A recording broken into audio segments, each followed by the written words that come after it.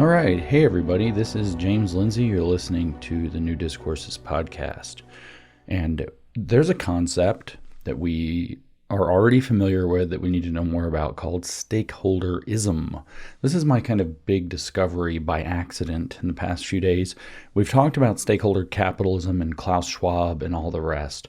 But there is a overarching political, social, economic philosophy called stakeholderism that's actually where stakeholder capitalism lives. And I didn't know that. Maybe I should have known that. It's a philosophy in short. What stakeholderism is a competitor philosophy to shareholderism, just to be very simple. And the whole podcast today is going to be about this kind of discovery I made about stakeholderism and where it comes from and how it's implemented, and the rabbit hole that I went down on the process of discovering it and its relevance not just to the woke left World Economic Forum, but to the woke right also. And so the basic idea is you got these two schools of thought at least about how corporate management should be affected, particularly at the level of the state. I'm not talking about specific schools. I'm saying that you have these two broad ideas. One is shareholderism. So that is the idea of shareholder primacy. That's a phrase you maybe have heard.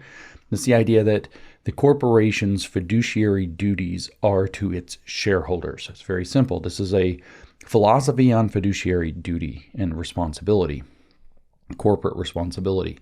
And so shareholderism is that the fiduciary responsibility lies with the shareholders. And to contrast that, there's this idea of stakeholderism. And the stakeholderism model says that corporations have broader fiduciary responsibilities than to just their shareholders. They're shareholders in that they are invested, in that they have a share in the company, and in fact will receive dividends and so on, obviously qualify as people with a stake in the company, aka they are stakeholders. So you have shareholders as stakeholders, but there are other people who are stakeholders in the company as well. And that can be pretty expansive. If you are a company that produces a consumer product, the consumer itself might be a stakeholder in how you produce that product. If you are a company that produces virtually anything that fits into a supply chain, your suppliers are stakeholders in what you do. Why? Because if your business goes out of business, you're not buying from them anymore. And so the stakeholder model broadens the range of fiduciary responsibility from just the shareholders that a corporation holds. The umbrella of responsibility broadens. Now, if you remember way back when I said how to make a critical theory out of anything, and I did a podcast about this funny idea of critical car theory, which I occasionally get interviewed about, largely because it became true, and I was just trying to make an example. What I argued was that you could make a critical theory out of anything by switching the frame into a sense of systemic responsibility. That responsibility actually goes into this complicated web of everybody and everything that is somehow involved with whatever thing that you might be looking at or that's causing a problem. So with critical car theory, I said that you could imagine somebody's involved in a traffic accident. Specifically, I said they get hit by a car under somewhat complicated conditions. And the reason I used complicated conditions is because the question I said is, whose fault is it that they got hit by a car? Who is at fault? Was it the person who stepped out in traffic? Was it the driver who might have been speeding? Is it that the traffic situation had a blind spot? Is it that somebody planted a bush that made a blind spot, so the people who planted the bush, is it their fault? Is it that the guy who stepped into traffic tripped over something that shouldn't have been there? And so whoever put an obstacle in his path on the sidewalk bears some responsibility. How do we assign fault for this accident that occurred regarding traffic? And my point with critical car theory was, well, we have this whole culture of cars. And frankly, on the assumption that if there were no cars, there would be no traffic accidents. Nobody could be hit by a car if nobody drove cars.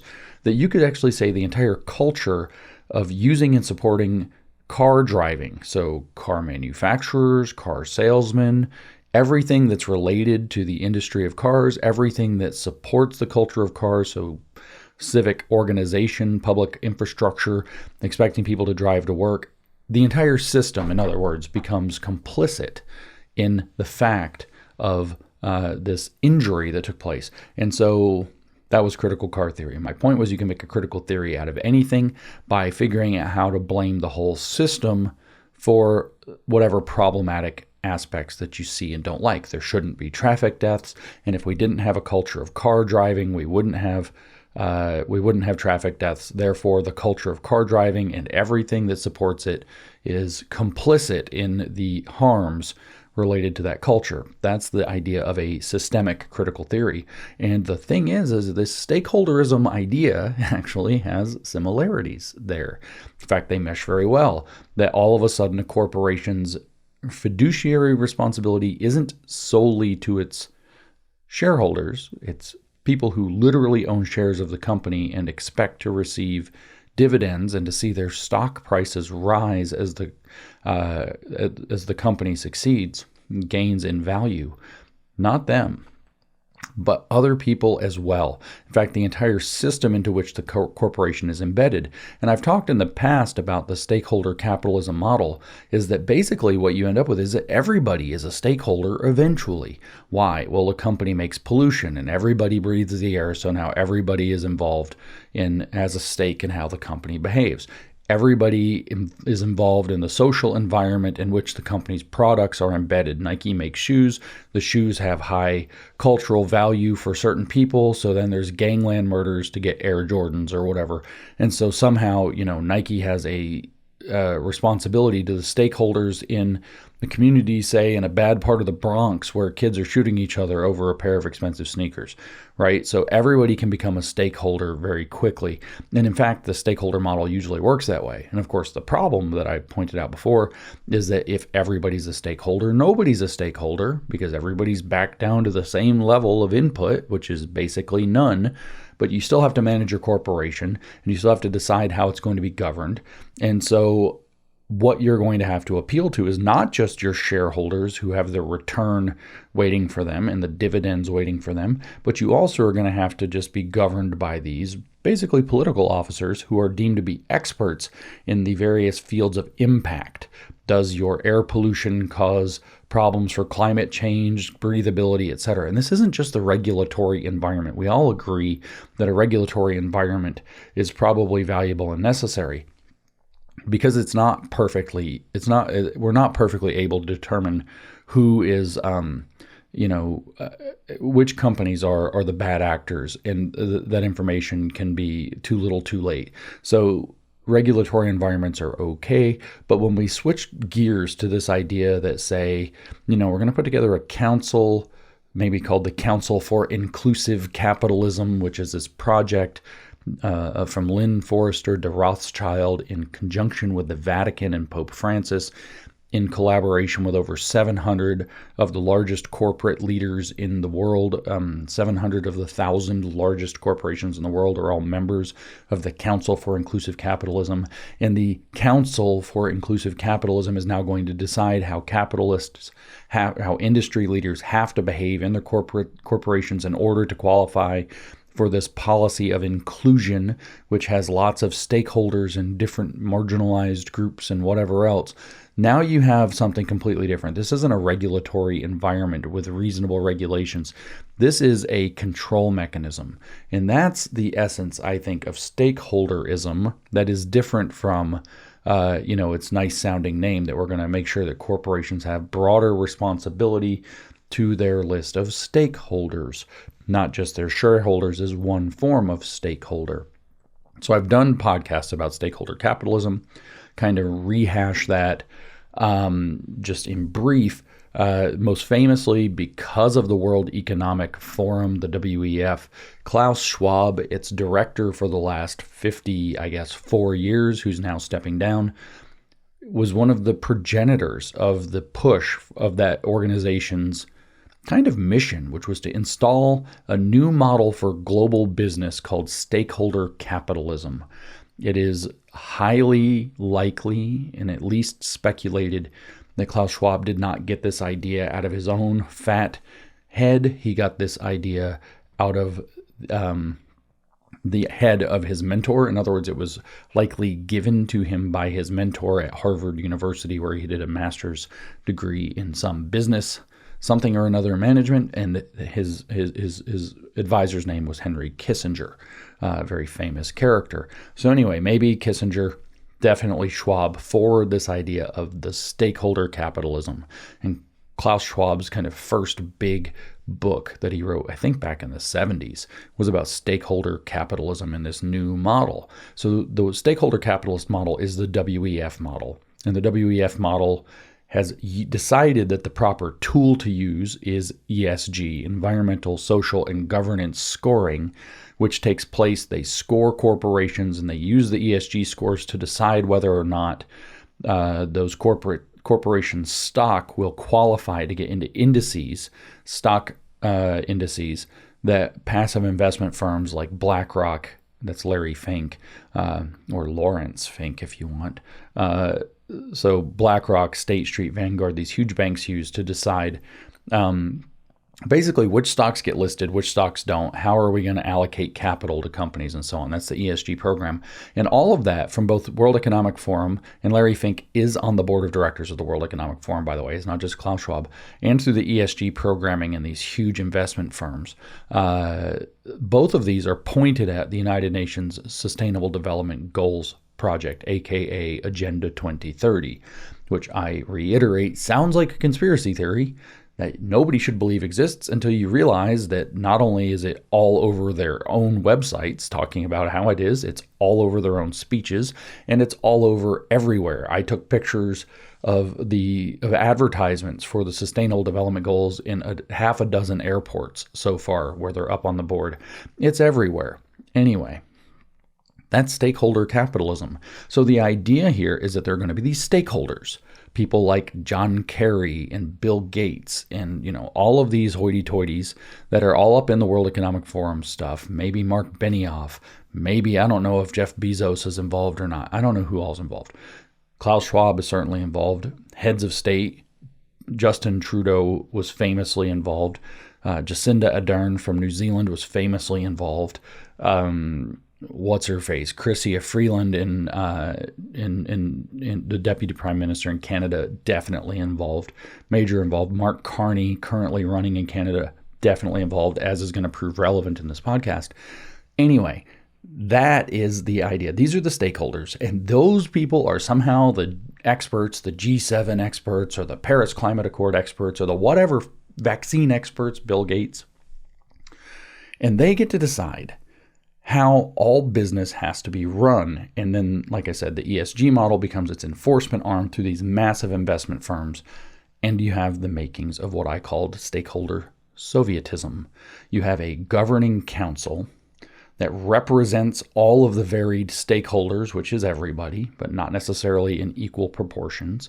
And they are going to make decisions based on social governance, economic governance, business governance, environmental governance, and as to how the businesses have to be run. The big new words that they're pushing are things like transition and resilience. But anyway, they have these cookbook mechanisms for determining when corporations are having good long-term behavior that's for the benefit not just of their shareholders, but of all of their stakeholders, including the planet Earth, through whatever tortured Club of Rome, neo-Malthusian, we have too many people on the planet programs that they think are right. And this is obviously tyrannical. As I've said many times, and I'll say again, the word in Russian for a governing council that decides how everything runs is Soviet. So the word that we should be using is not stakeholder capitalism, but stakeholder Sovietism. What makes it different from the Soviet model in Soviet Union is that in Soviet Union, the state was the only corporation. Every corporation, every business entity, every enterprise was actually owned and run by the state in accordance with socialist theory. Socialism, at its most basic economic definition, is that the state owns and controls the means of production. So what's stakeholder capitalism? Stakeholder capitalism allows business owners like Mark Benioff or Bill Gates or whoever else, Jeff Bezos, to own and run their own businesses. And they can make money running their own businesses, and they can do whatever they want in their own businesses. However, they're all going to be held up on these stakeholder agreements, and the capital that their company is able to have and their listings in the stock indices that determine the largest amounts of investment cash flow in the world are all going to be tied up in whether or not they're on board with the program. Also, their invitation to the big ski party every year in January in Davos. On board, get to go. Not on board, no invitation. How about that? No ski party for you. No networking, no hookers, no blow. Let's be real about how these things very likely work. Okay, so this is obviously a tyrannical system, but it's being run through the corporate leaders as long as they stay on the page. This is an older model, but before I go into that older model, it is the model that is also adopted by the CCP. The CCP has adopted this model. You know this model's other name. I said it's stakeholder Sovietism, but we could call it stakeholder fascism, right? Or stakeholder corporatism if we wanted to. It is not capitalist, it is corporatist. And I say corporatist in the sense that Benito Mussolini meant, that it is the fusion between the corporation and the state. And this was the fascist economic model. It was that all of the corporate interests and everything else in the state or in the country were going to be bound together. That's what fascism means, the binding together of sticks. It's going to be bound together for the interests of the state. So the state in a fascist model becomes the stakeholder group. And the stakeholder group determines what the corporations are going to do, but as long as they do it, they get the business owners can make lots of money. This is the model that I've described also in a sense. It's most of the model, part of the model, I should say, half of the model of what I've described as Communism 3.0 or 21st century communism, or the China model, or Deng Xiaoping theory is a formal name for it, coming out of China, named after the successor to Mao, not the interim, but the one who really took power and ran China next, the People's Republic of China specifically, and that's Deng Xiaoping, who came forth with this idea of one country, two systems. The idea of that is we're going to have one country, that's the People's Republic of China, and there are going to be two systems, a political system that is intrinsically communist and located in the CCP. They are absolutely clear on that. But we're going to run an economic system that's a little different. That economic system is going to solve what Lenin said was the problem of unleashing the productive forces, which none of the previous communist countries ever figured out. That's why Cuba's dirt poor. That's why the Soviet Union collapsed economically and had such destitution. That's why China under Mao Zedong ended up starving 100 to 200 million people, is because they could not figure out the forces of production with socialist theory, because it turns out you can't. And so pragmatically, Deng Xiaoping introduces this idea we're going to have this kind of Potemkin market. It's not going to be fully capitalist. The state is going to own all of the land. It's going to own all of the raw materials. It's going to own the heaviest capital. But you can run a company on those terms, and if you displease the state, we'll take it away from you. If you go against communism in the second part of the model, the political part, we'll take it away from you. If you go against the CCP, we'll take it away from you. You say the wrong things, we'll take it away from you. But if you play ball with the major stakeholder group, which is called the CCP, we will allow you to get, as the movie or show is called, filthy rich Asians. We'll allow you to get filthy rich as long as you play ball. So this is a stakeholder model where the primary stakeholder becomes the CCP. So now you're saying, James, that's what you just said Mussolini would say is fascism. Yes, and that was my point. 21st century communism is a hybridization of fascism and communism. It runs a fascist economic system to unleash the productive forces which socialist countries were never able to solve, with the ultimate transformative goal of the communist program, which is eventually, today, using the social credit system, as I did a podcast about that too, telling you, today is to transform the humans to become more and more and more socialist so that you can eventually take this model toward the pure socialism at the end of the road. Remember what Lenin said, socialism is there to get us to communism. The point of socialism is to achieve communism, and it's obviously tyrannical. And how did Deng Xiaoping get that model? Well, maybe from Henry Kissinger, who, along with other emissaries from the United States, like David Rockefeller and Zbigniew Brzezinski, whose name I never say right, gave him lots of interesting business ideas after he took power in the late 70s and early 80s as to what he could do with China to try to get China out of the absolute devastation that Mao left it in. Okay, so here's a side story that a lot of you know. I work with Michael O'Fallon. Michael and I are friends. And Michael had in the past, as they try to smear us for now, it's really funny. Michael in the past, this is like, why is it funny? So Michael's strongest bit of credentialing isn't to his own claiming, isn't that he figured out by studying what's going on. It's that instead he was mostly told what was going on by his clients. As most of you, if you know Michael or follow Michael, know, he's a sovereign nations guy. If you don't know that, Michael runs a travel and tourism industry and has for over 20 years, almost 25 years. And that travel and tourism industry organizes conferences, it organizes tours, it takes people around the world, all high-end, or not all high-end, but a lot high-end, etc. And for a long time, roughly 2006 to 2013, if I have my memory is right and my details are right, not that it's my story to tell, he had a ton of clients who were major players in the World Economic Forum and also some major Chinese oligarchs. Now, not to name any names, but one of them explained to Michael, and I've heard this story a dozen times, probably back in 2008 or 9, I don't know the exact year. I know where it was. It was in Orange County, California. But he explained to Michael that the system that China runs today is not purely communist. Big groundbreaking, right? It is in fact a hybrid that has incorporated some of the better elements of National Socialism. It doesn't, he said, incorporate the intention to use war as a means of conquering territory and building an empire. He thought that was a mistake that Nazi Germany made. It also doesn't incorporate so much of the race ideology, which was likely a mistake that the Nazis made, but it does incorporate their economic program, which would be the fascist model, which turns out, I think, to be the stakeholder model. So stakeholderism is very likely, well, it's not very likely, it is what China's running. The CCP, now run by Xi Jinping, is the stakeholder group, and the fascists located in their fascist governments were the stakeholder groups for their countries. But this is basically the idea of the stakeholder model, and it's also the model of the World Economic Forum and the model Klaus Schwab and ESG and the Sustainable Development Goals that the United Nations are pushing. That's the vehicle for it.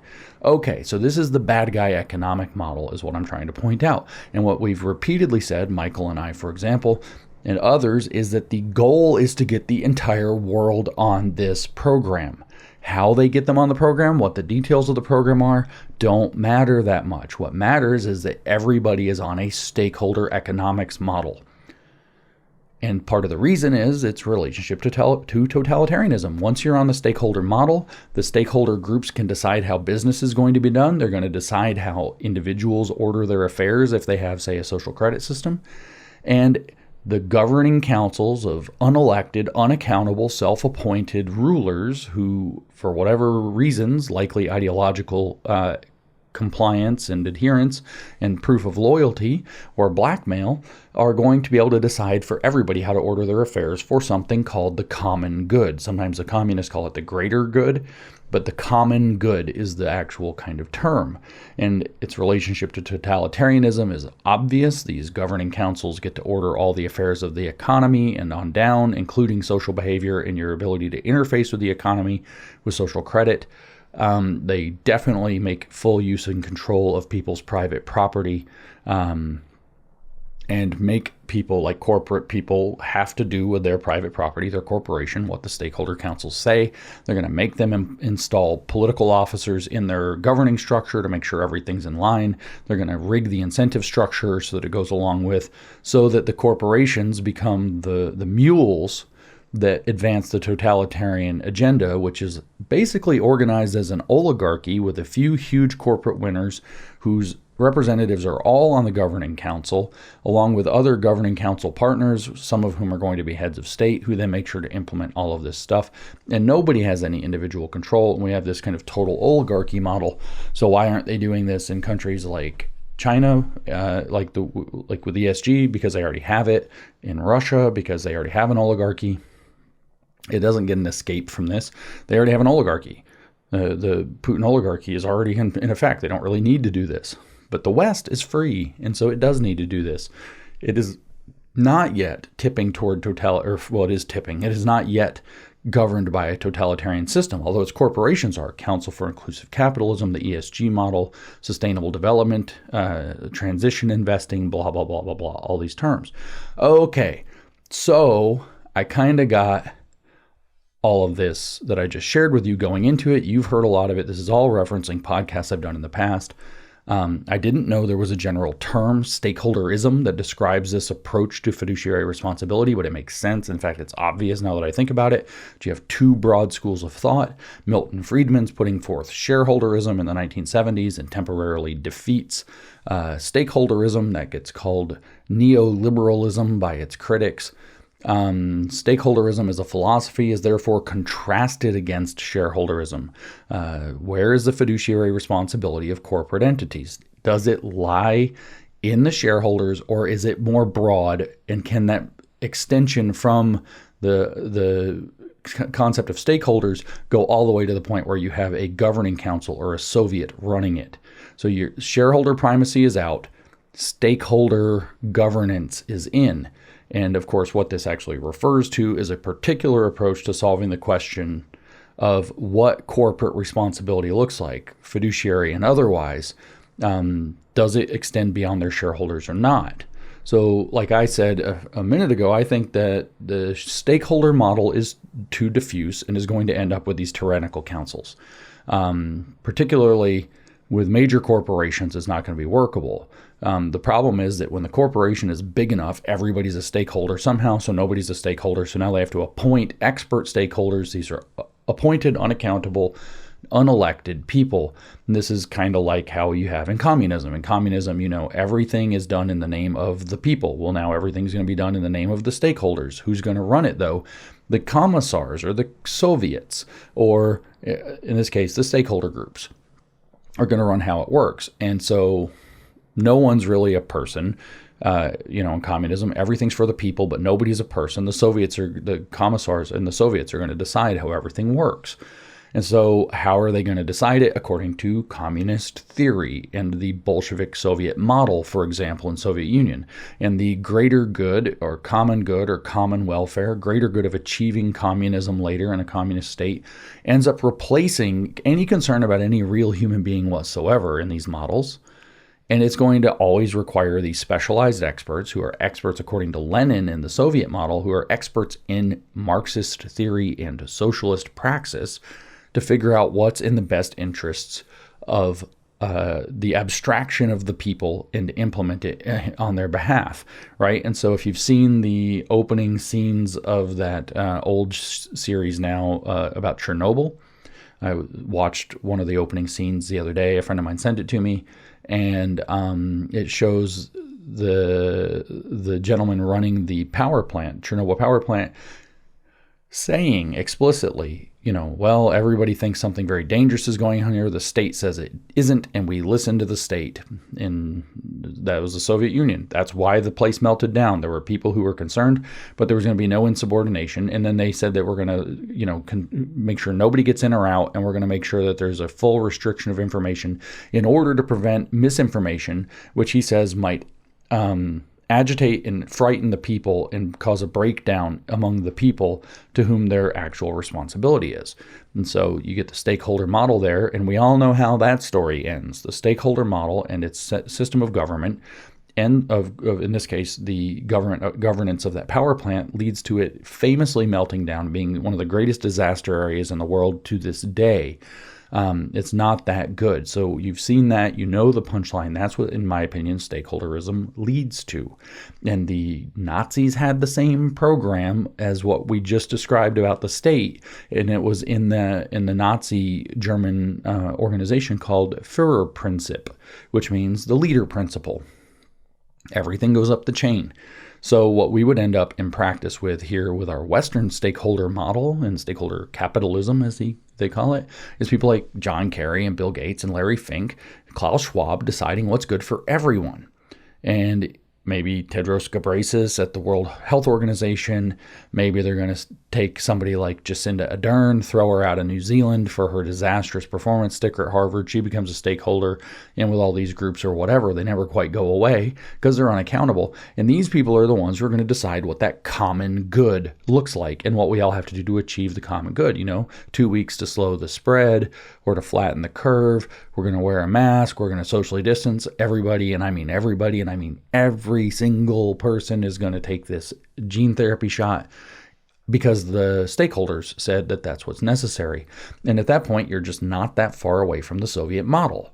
The only real difference is that the Soviets were directly and explicitly following Bolshevik communist ideology with the state as the only corporation. But in general, it could be run in other ways through extant corporations and pushing any particular ideology that they wish to make work. The point, again, is to get the stakeholder model all over the world, not to worry at first about which things it forces people to do. Once you have the model, that's changeable. You guys remember the podcast I did about the real danger of ESG? It was a bullet. It was short. The real danger of ESG is that it's not environmental, social, and governance policy. It's that the council gets to decide what constitutes good environmental, social, and governance policy. And they can say one thing today and one thing tomorrow, something completely different. And you have no alternatives but to jump. You can say, but that's not what you said. They don't care. They can pull your license. They can say you're insubordinate. They can say you don't understand. They can do whatever. They can cancel your stock, listing in their index. They can do a lot of things. So you just jump. They say jump. You say how high on your way up.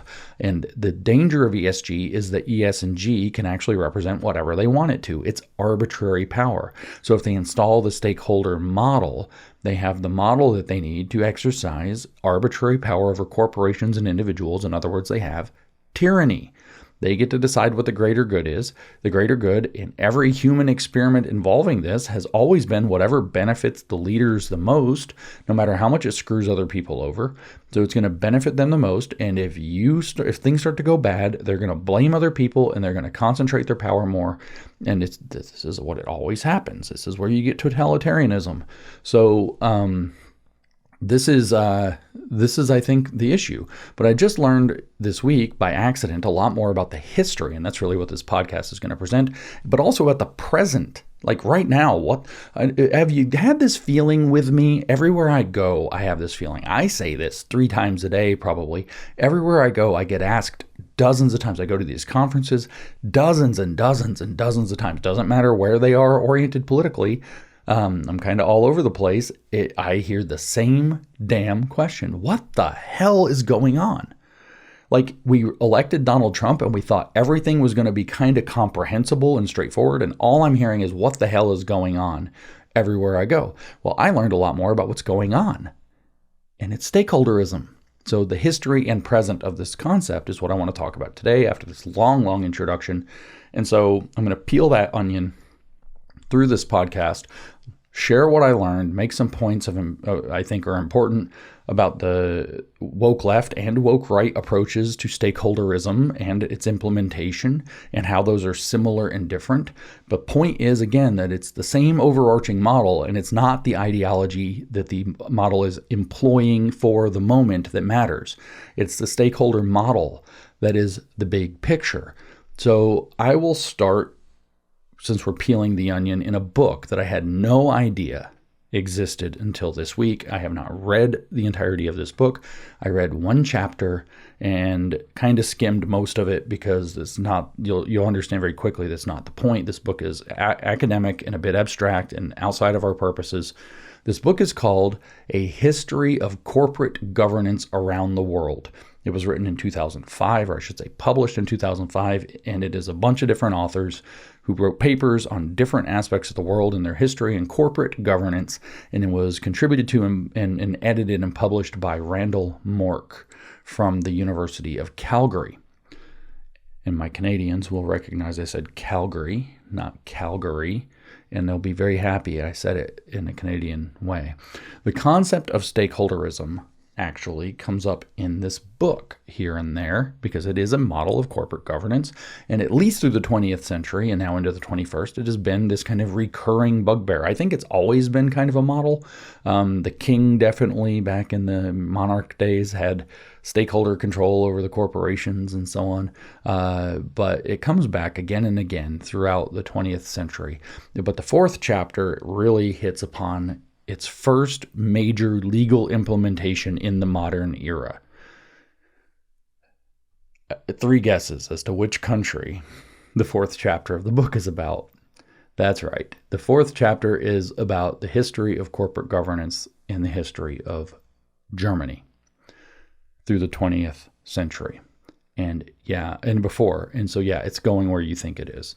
And this chapter was written, like I said, it is a collection of different authors writing different chapters by a woman named Carolyn Folan, who I know nothing about. So just to disclaim any knowledge there. So unless we count, in my opinion, the Soviet Union model, the first legally organized stakeholder corporate governance model comes from what was called the National Socialism Corporate Stock Law of 1937, which is also known as the Nazi Shareholder Law of 1937. And here's what Folan writes in this book about it, which is all I'm going to say from this book. Legitimized by an overriding principle of acting for the good of the whole, so there's your common good, right? Known as the Führer principle, the 1937 shareholder law weakened the position of the shareholders, in particular the General Assembly, in favor of the management board, which is called the Vorstand. My German, I always tend to things that should be anded. But anyway, I'll say that again. The 1937 shareholder law weakened the position of the shareholders in favor of the management board, the Vorstand. The management was no longer responsible specifically for shareholder interests, but for all groups having a stake, figuratively, in the company, including the Reich. So now you have the state intrinsically, the Reich, the German Nazi state, intrinsically becoming a major stakeholder, and the corporate governance is now diffused away from the shareholders to everybody having a stake in the figurative sense, which basically means everybody. What we're going to hear again and again is what it actually referred to as the Volk and the Reich, which means all the people who were counted as citizens. Maybe remember is not right. I don't know if I covered this yet. Hitler had 3 categories of people. There were citizens, there were aliens, which is what most countries understand, and then there were what he called subjects of the state. And so subjects of the state had the same rights as aliens. They were not citizens, and it was not a favored place to be. But at any rate, so the Volk and the Reich become the major stakeholders after this law gets implemented in 1937, Nazi Germany corporate law. So in 1938, the American Economic Review it summarized this law and explained that this new law includes basically 4 points and makes a couple of remarks about them. Number 1, this is quoting, number 1, restriction of the privileges of incorporation to medium and large size firms in order to force businesses into more personal partnership forms. 2, an attempt to make the corporation itself less impersonal in nature by means of publicity. 3, introduction of the leader principle, Führer principle. And 4, and this is the key one, protection of the interests of the public, employees, and company by granting to the state broad powers of intervention. So this is the stakeholder model in action, where the stakeholder becomes the German Reich, the Nazi Reich, as executed through the hierarchical leadership structure called the Führer principle, the leader principle. They make the following comments. 1, a study of the law and its background reveals the National Socialist desire to force all forms of economic activity to observe its rule of, quote, public welfare before individual gain. Gemeinnutz vor Eigennutz, and I'm sure I didn't say that right, but Eigennutz cracks me up, so you can just love it. It's probably Nutz. Gemeinnutz vor Eigennutz, or some German.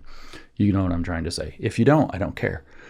And the second comment they make, so let me comment on the comment, and then we'll say the second comment. So this common good is going to be put before individual gain. So you're allowed to get rich, but the common good comes first. So your corporation is going to have to achieve, in the sight of the Reich, speaking for the folk, it's going to have to achieve its objectives first, the common good objectives, whatever those common good objectives are. And then you can get rich doing whatever else. And if you get rich doing the common good, that's great too. But those come first. Individual gain is out. So it is not about you producing a company to make your way in the world. You are making a company in order to make the society get better. And that has to be your primary objective. It is public welfare or common good ahead of or before individual gain. And the second comment they make is the second reason that this law is important. They give two reasons. The first one's a little technical, so I'm skipping it. The second reason this law is important is that the National Socialist government is now able to extend its philosophy of government into another field of economic activity, which was previously more or less dominated by the principles of liberalism. So that historically the Nazis take power in January of 1933. This law is January of 1937. So for 4 years under the Nazis, you still had pretty much capitalist economics, and that is getting overridden. Shareholder capitalism is getting replaced by by a stakeholder corporate model now. And the National Socialist government is now able to extend its philosophy of government into another field of economic activity, which it couldn't before. That's the story here. The two important Nazi concepts of the general welfare above individual interests and the leader principle, Führerprinzip, have now penetrated into corporate law. And so this is the stakeholder model, right? So let's talk about the Führerprinzip for just a second. The Führerprinzip is the principle of hierarchical structure that National Socialism used. It was their government program. Hitler, if you read Mein Kampf, thought that parliaments were a freaking waste of time and it is very inefficient, so he proposed a completely different model of state organization in the second volume of Mein Kampf. There's a leader, the Führer. Guess who that is? Yeah, it's going to be Hitler. And everybody is to obey the leader. And below the leader are subordinates. And each of those subordinates is a Führer over his own domain. And everybody below him has to obey the Führer. And each below that tier of leaders, there's another tier of leaders who's Führer at his level. And everybody's to obey that leader. Right? Okay, so the idea is that it's a pyramid structure, and everybody is to obey the leader, with the ultimate Führer being Adolf Hitler on top. His word is law. In fact, it's above law. It's above all written law, and he can change it whenever he wants. In other words, this is Schmitt's unbound executive. For those of you that are following along at home, Carl Schmitt is one of the woke right's favorite philosophers. One of his handful of, I guess, interesting philosophical ideas about political philosophy, certainly one that's on the table right now, is called the unbound executive. I did a short bullet podcast about the unbound executive in the state of exception recently. This is Führerprinzip. So the Führer, the leader, has the ability to step outside of law, or else he's not sovereign. So Schmitt famously, Carl Schmitt, crown jurist of the Third Reich, famously defended the Führerprinzip specifically and its value and importance. Remember, when he wrote the concept, this is where the woke right try to whitewash this guy. He wrote his idea of the unbound executive and the state of exception in the 1920s, 21, 22, 23. He was trying to convince von Hindenburg to box out the Marxists and stop the Nazis later. And then in 1932, he writes this book, The Concept of the Political, where he says the politics boils down to the distinction between friend and enemy, which I think I still need to do some podcasts about. Then Hitler takes power in January 1933. Bang! Just like that, this anti-Nazi becomes a Nazi. Full-blown Nazi. Becomes the crown jurist of the Third Reich, they call him. And so in 1930, so the woke right tried to defend him. Oh, he wasn't a Nazi when he wrote all that stuff. Well, in 1933, he wrote another book, The Legal Basis of the Total State, which he wrote immediately after the Nazis took power. And its point was to defend and outline the political utility and importance of the Führerprinzip.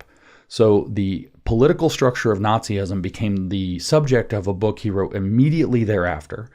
And yeah, he was like, guy was a Nazi. Like, get over it. And I just, since we're talking about the woke right and popular things today, remember that, listen to the title of his book that he wrote after joining the Third Reich and deciding to go all in on it. The Legal Basis of the Total State. Now compare the title of our friend, using the word very generously, Aaron McIntyre, who is probably not really named that, he wrote a book that is a total shit show a couple of years ago, explaining why he's politically active. Now he's a commentator at The Blaze. The title of his book is The Total State. He's a big fan of Carl Schmitt. His book is called The Total State. They say Carl Schmitt wasn't a Nazi. Carl Schmitt's first Nazi book was called The Legal Basis of the Total State. Wonder what's going on there. Hitler, anyway, utilized the Führerprinzip fully because he saw parliaments as a huge problem, a waste of time, waste of energy, and a place where the government can't be decisive enough to do what it needs to do. So he rendered them largely ceremonial, and because they were people that were in the Reichstag at that point since they were subject to the Führerprinzip, all they could do was cheer on the Führer, right? So they're overwhelmingly ceremonial at this point. So Führerprinzip can be summarized in its organization by none other than the deputy Führer himself, Rudolf Hess. And here's how he described it. Führerprinzip is described by Hess as unconditional authority downwards and total responsibility upwards. So it's a pyramid power structure, or a pyramid scheme of political power, where in each level, leadership has a number of direct subordinates. Those Unterführer, as they were called, under leaders, were totally responsible to their superior. Everything that happened under them, they were totally responsible for, to their immediate Führer, who could punish them or give them commendation or whatever else for all their successes and failure, which created an extremely high level of accountability for every Unterführer to his Oberführer. So the underleader was ruled over by his overleader, and the accountability structure worked that way all the way up to Hitler, who had nobody over him, so he was the final word and the highest law. Like Rudolf Hess said, unconditional authority downward and total responsibility upwards.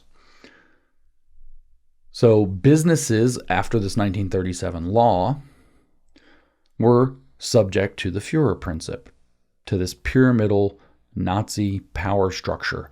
And all business leadership, all civil institutions were therefore led, at least in part, but directly subject to appointed leaders that represented the idea of the Reich. Shareholder interests were massively weakened in exchange for power being given to these people. And so from a paper written by Thilo Kuntz called German Corporate Law in the 20th Century, he wrote, besides the Führerprinzip, the 1937 law injected other elements of Nazi thought into corporate law. The new law allowed to dissolve a corporation against the shareholders' will if the corporation endangered the common good. Even worse, it obliged the Vorstand, the governing board, to lead the corporation according to the needs of the, quote, well-being of the business, its retinue, and the common good of the folk and the Reich. Note that shareholder interests are not mentioned at all in the text. They are mentioned, he says, however, in the official explanation. So the text of the law, which by the way is 66 pages in German, the text of the law never mentions shareholders' interests whatsoever. They're only given in the official explanation and interpretation of the law aside from that. So carrying on with Kuntz, as explained in a leading treatise on corporate law by one of the main actors in the legislative process, quote, the corporation has to economico-politically integrate itself into the German economy. All the corporation's matters are subordinate to those of the folk and the Reich. In other words, the Vorstand as Führer had to lead the corporation, so the governing board, Vorstand, became the Führer to the company, which was subject to the Führer principle. The Vorstand as Führer had to lead the corporation according to the common good as defined by Nazi principles. Skipping a little bit here on the debate of its relevance in Weimar, he says, for the Nazis, however, this clause was the means of transport of ideology into corporate law enforcement of Nazi principles through state interference. That's the stakeholder model. That's what happens when you actually try to implement the stakeholder model on purpose. Eventually, the governing council is likely to fuse with the state. In the Nazi case, where it was the first real implementation of it, unless you count the Soviet Union, which is different. The only reason is a technicality that the Soviet Union was the only corporation in the Soviet Union. But when you look at this stakeholder model, what you're going to end up with is state interference or governing council interference into the management and operation of all the corporations. So the state ideology is going to govern how the corporations operate in the name of the stakeholders, who in this case were the folk and the Reich. So Randall Mork explained the situation this way. The law freed corporate managers and directors of their specific fiduciary duty to shareholders and substituted a general duty to all stakeholders, whom we just heard meant the folk and the Reich, which was then organized and run through the Führer principle, which meant that the corporate governing board, the Vorstand, which would be like in Russian, I guess it would be Soviet, corporate Soviet, the corporate governing board of the Vorstand had to follow the Führer principle and thus submit to the common good view of the folk and the Reich according to the Nazi state. Whew. So the key in the Nazi program becomes that the folk and the Reich become key stakeholders in the action and activity of every corporation, and they, through the Führer principle, become the primary stakeholders in de facto, if not de jure. And so what's our conclusion here? Well, it's the thing that the World Economic Forum is trying to implement, the thing that the United Nations is pushing, the economic system that people think is capitalism that opened up in China is not. It is Nazi corporate law on the stakeholder model. It is stakeholderism.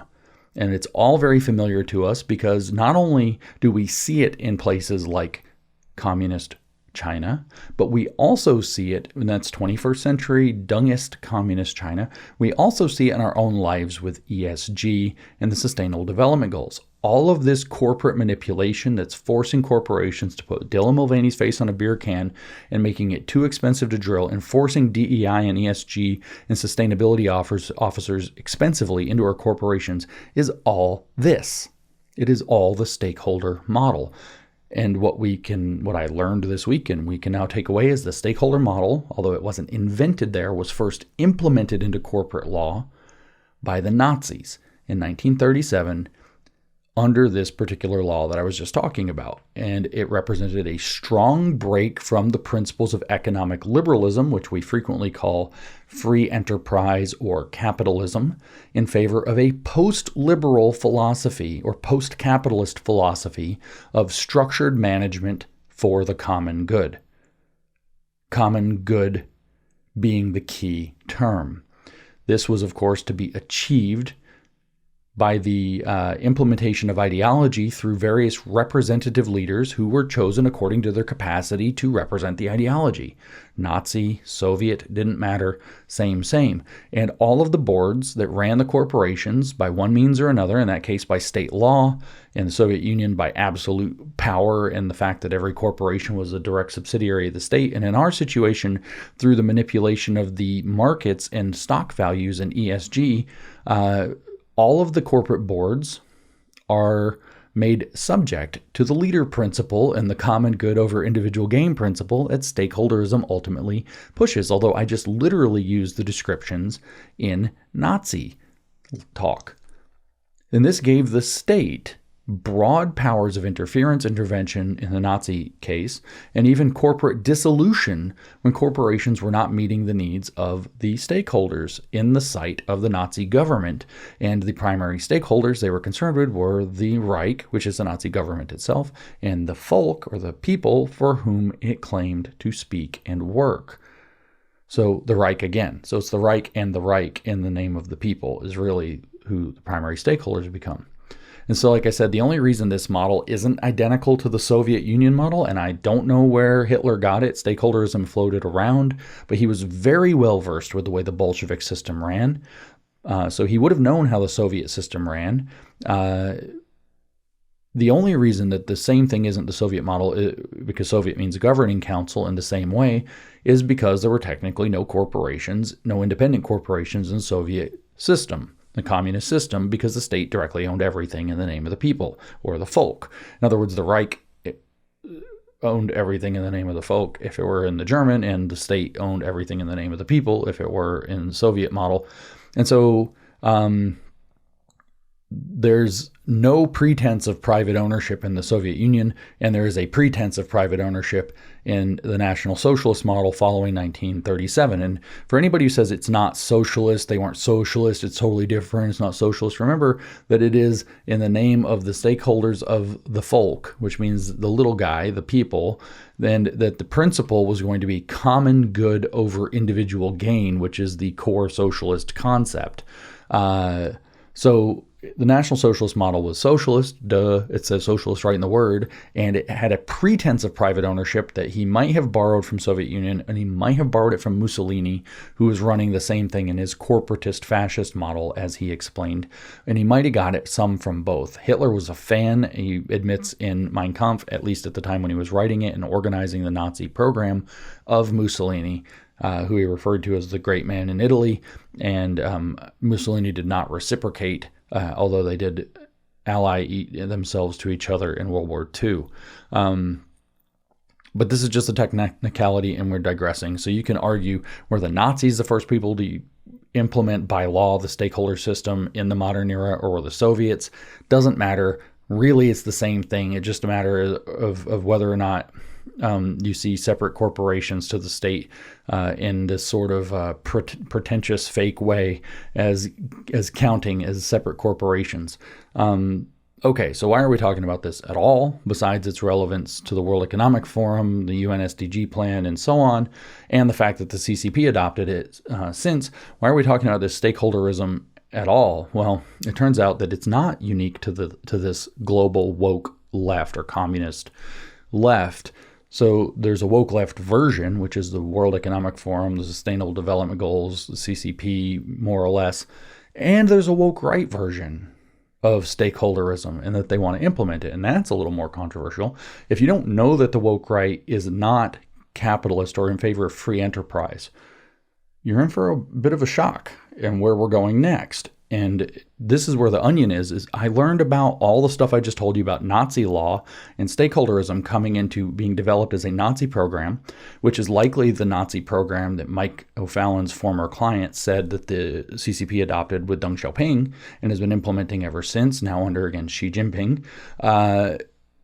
You might be a bit surprised to find out that the woke right is actually post-capitalist as well, and they favor a model that comes from Catholic popes, Leo the something and Pius the something else, called distributism, which was popularized by G.K. Chesterton, a very famous and eloquent Catholic writer, and Hilaire Belloc, who is much less known. And what you'll hear from the woke right, in particular, I don't want to put words just out there willy-nilly, but I've heard this from some of them, but there is one guy in particular named Dave Green, who's been circulating around. He doesn't come off as very honest. He's very disingenuous. He's a bit of a troll in his approach, but whatever. But he calls himself Distributist Dave. And the reason that I bring him up is because he calls himself Distributist Dave.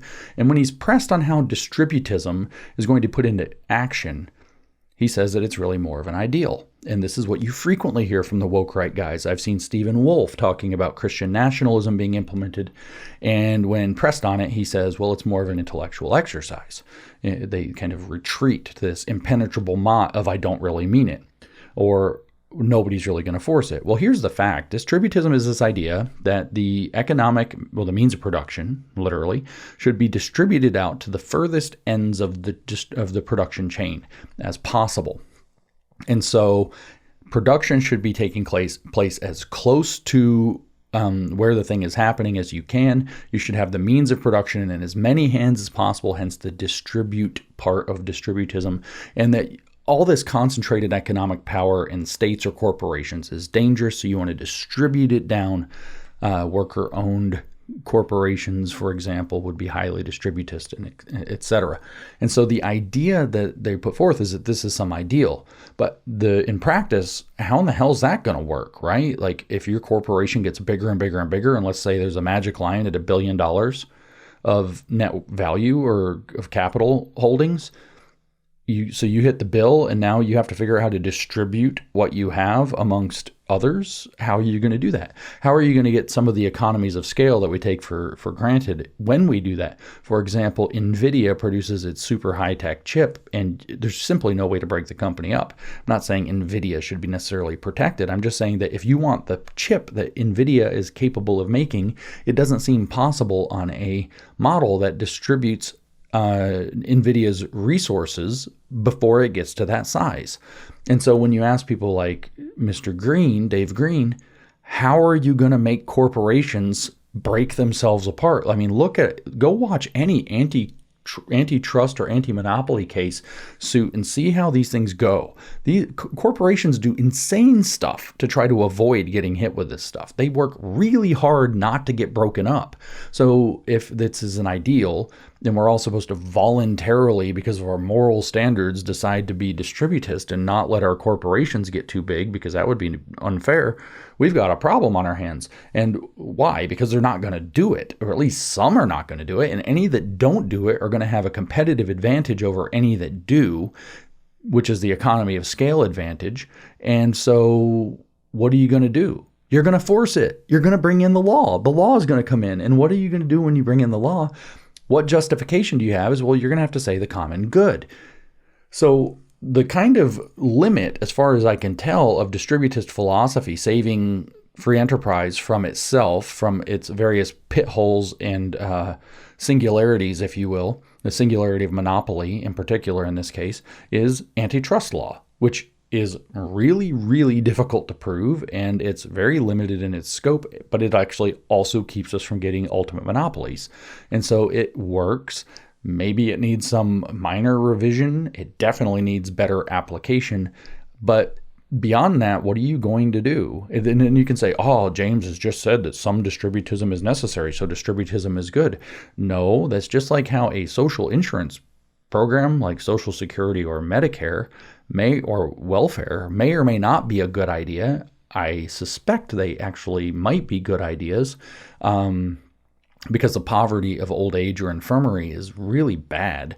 And so can you trust everybody to save for themselves? Well, ideally you would, but some people aren't going to. And then what? Then you have this major externality of very, very destitute or sick old people. And it's a problem. It becomes a massive burden. And you can alleviate that burden by coordinating through corporate action, I suppose. But to get everybody to do it, you're going to have some kind of legal mandating happening. And you can say, well, James just supported socialism. Those are socialist programs. No, it turns out that, not to get too deep into the weeds, but you can hybridize your economy and take in very limited, basically pressure release valves that keep us from falling into the singularity spaces or black holes of free enterprise that actually result in the things the communists in the 20th century complained about the most, which was advanced capitalism gets around the immiseration of the worker and allows people to build a better life. So anyway, I'm not a socialist and I'm not a distributist, but the woke left is socialist, and the woke right is somewhere between socialist and distributist, depending on who they are. And it turns out that the differences are in the details, and they matter, but they're both stakeholder models, because how are the distributists going to decide how to distribute down to the ends? Well, obviously there's going to have to be some ideological requirement. There's going to be an ideological requirement to see who qualifies. It just is what's going to happen, because it all has to take place for the common good. Or if it's left, it's the greater good. But the common good is the thing that's all being shot for, and the common good is going to be defined in terms of its what it looks like when we're achieving it, and how we're going to achieve it, and who's involved in achieving it, and what it takes to have it, by ideologues who appoint themselves as stakeholders, or the representatives of stakeholders, the stakeholder governing groups or councils. So bookmark all of that. Let's go down the rabbit hole. How did James Lindsay get here today? Why am I talking about the Führer principle and the first implementation of stakeholderism legally in the Nazi situation in 1937, which is interesting on its own. And we could close the podcast and say, see, so that explains the 21st century communism model as a fusion of communism and fascism, that following Mao Zedong, Deng Xiaoping took the communist model and with one country, two systems fused in the Führerprinzip structure of the 1937 Shareholder Act from Nazi Germany and came up with this method of unleashing the productive forces through a false market, a fascist system, and James QED proved his point. But I want to tell you how I got here. Because remember I just read that quote to you from Mr. Mork from Calgary. Let me see if I can go find that again real quick. I just read this. Randall Mork said the law freed corporate managers and directors of their specific fiduciary duty to shareholders and substituted a general duty to all stakeholders, talking about that German 1937 law. So I said, let's go look up the law, because I read that quote in an article in the Financial Post that I was sent. And the article in the Financial Post was written in 2021, a long time ago, January of 21, as a matter of fact, over 4 years ago. And actually is mostly about Mark Carney and the World Economic Forum. So Mark Carney's obviously head of the Liberal Party in Canada right now, might end up being the next prime minister if the Liberal wins the government. Liberal Party wins the government in a few weeks, and that's a big concern. So Mark Carney's all over the place. So somebody's dug up this article from 2021 in the Financial Post and sends it to me. Okay, and so it's about Carney, his relationship with the World Economic Forum and China. Is to discuss the idea of stakeholderism. It was written by a guy I know absolutely nothing about. My apologies, called Terence Kokorin. And again, in January of 2021, which is roughly, by the way, just coincidentally, when I was starting to learn about the woke right, where I'd encountered it for the first time in the flesh, and in fact realized that they did in fact have ambitions at this conference I went to. They did in fact have ambitions to replace free enterprise with what I now have the vocabulary to call a stakeholder-driven model. The article in the Financial Post was called The Murky Rise of Klaus Schwab's Stakeholder Capitalism and the WEF's Davos Corporate Plan, which is a lot of words that are stuck there so that people might search it and find it with keywords. So let's go take a look at that article. It's a little bit long, so I'm not going to read all of it, but I want to read a little. The kind of like pull thing underneath the headline, the subheadline is the long battle against turning shareholder corporations into tools of public purpose now lost? In other words, have we lost shareholder primacy to the stakeholder model? And he starts off by saying, for several years now, the World Economic Forum, host of the annual corporate celebrity bash known as the Davos Summit, has been a driving global force behind a move to overthrow market capitalism and profit maximizing corporations and replace them with a new economic model called stakeholder capitalism. The WEF will be at it again next week. In the words of Klaus Schwab, the 82-year-old German economist who founded the World Economic Forum in 1973, I think he technically founded it in 1971, just to add that little correction, the existing corporate enterprise model, the shareholder version that has dominated much of the world's economic progress over the past century, needs to be replaced. Quoting Klaus Schwab, we need to change, sorry, I messed it up with the accent. We need a change of mindset. Moving from short-term to long-term thinking, moving from shareholder capitalism to stakeholder responsibility. Environmental, social, and good governance laws have to be measured, part of corporate and governmental accountability. That's a pretty good impression, really. So anyway, within the U.S. government, with the U.S. government now under Democratic Party control, he writes, a reformation of capitalism appears to be underway. Quote, it's way past time we put an end to the era of shareholder capitalism, end quote, said Joe Biden when he outlined his platform last July. Killing the Keystone Pipeline is certainly consistent with Biden's anti-capitalist vision. An army of academics, consultants, executives, and politicians is already on the board. Oh, sorry, I completely butchered another sentence. An army of academics, consultants, executives, and politicians is already on board the stakeholder movement. Big change is gonna come, it seems, even though the concept is filled with black holes and dubious methods. Schwab claims to have invented the stakeholder concept as a replacement for the shareholder version of corporate purpose most often associated with Nobel economist Milton Friedman. But in fact, Schwab's stakeholderism, which he describes in a new book published this week, has a long and messy history. Schwab's real trick is to attach the word capitalism to stakeholder and claim to have created a new model called stakeholder capitalism. But it is not capitalism, and there is nothing new in the stakeholder concept. Stakeholderism has risen and collapsed many times over the past century, generally failing to overcome the until now dominant idea expressed as recently as 1997 by the U.S. Business Roundtable that, quote, the paramount duty of directors, meaning corporate directors, is to serve the interests of shareholders. That's capitalism. The Roundtable, a power group of top corporate leaders now headed by Walmart CEO Doug McMillon, reversed itself in 2019 with a statement widely interpreted as abandonment of the shareholder model in favor of stakeholderism. The World Economic Forum's campaign to replace the current corporate focus on markets and shareholders with greater attention to stakeholders has been front and center at the organization's Davos summits for many years.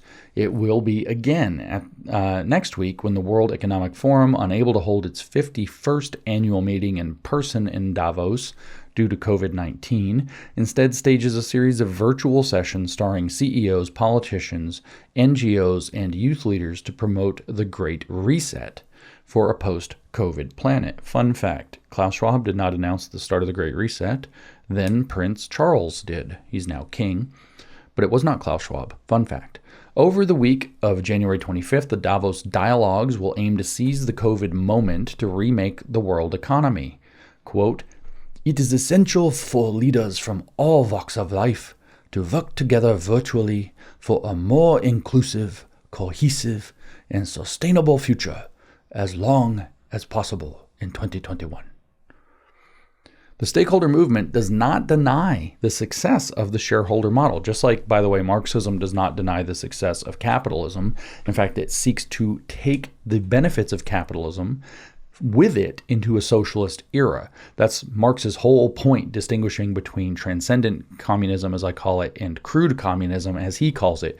Crude communism is low and mean and shares everything equally, and it's all squalor. Transcendent communism, or communism as he describes it, Marxist communism, has all the benefits of capitalism taken forward into an era where we act not in our own individual interests that built capitalism, but rather as socialists instead. So the stakeholder movement, it's exactly the same thing, by the way. The stakeholder movement does not deny the success of the shareholder model, often described as part of the triumph of neoliberalism.